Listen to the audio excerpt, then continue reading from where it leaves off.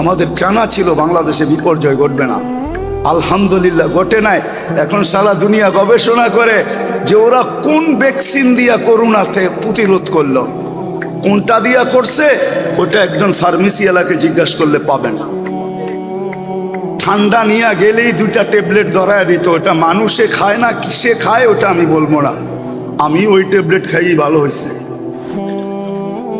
হ্যাঁ হ্যাঁ হ্যাঁ, বেশিরভাগ ফার্মেসিওয়ালারা ওই 2 ট্যাবলেটই ওই সময় দানা ধান ব্যবহার করছে, ঠিক না? মনে হয় আপনারা জানেন না, ঠিক না? হ্যাঁ, যদিও ডাক্তাররা বলছে খাওয়া যাবে না খাওয়া যাবে না, কিন্তু সাধারণ পাবলিক এটাতেই সুরক্ষা হয়ে গেছে। মাস্ক তো পরেই নাই, কেননা টেলিভিশনে এত বড় বড় দেখছে, ভাবছে নাকের ছিদ্র তো এত বড় না, এটা যাবে তো যাবে কি করে, ঠিক না? আবার যদি প্রশ্ন করছে মুখটা তো বড়, এটা দিয়ে যেতে পারে, সারাদিনই তো পান চাবাই বিড়ি খাই, কোন দিক দিয়ে যাবে, ঠিক না? তা আল্লাহ আমাদের দেশকে সুরক্ষিত করছেন শুধু এই একটা আধ্যাত্মিক পরিবেশের কারণে।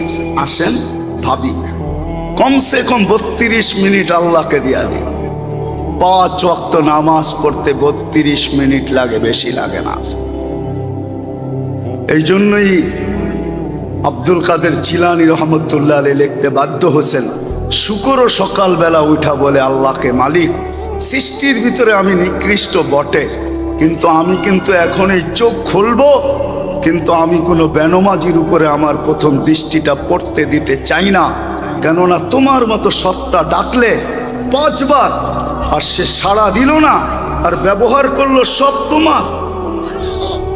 কাটটা ব্যবহার করি, হ্যাঁ হ্যাঁ, আপনাকে হাট্টা কাট্টা দেখলে কি হবে? যৌবন যার কাছে নাই, কলিকতা হারবাল আর মডার্ন হারবালে যে জিজ্ঞাসা করেন যৌবন কাকে বলে। শুধু হাট্টা কাট্টা দেখলেই যুবক হয় না, ওখানে যে জিজ্ঞাসা করেন যৌবন কাকে বলে। আল্লাহ যৌবন ভরা দিছে, ডাকে তারপরও আসেন না। আসেন, চিরস্থায়ের জন্য ভাবি, ক্ষণস্থায়ের জন্য ভাবেন, আমার আপত্তি নেই, কিন্তু সাথে সাথে চিরস্থায়ের জন্য ভাবি। কমসে কম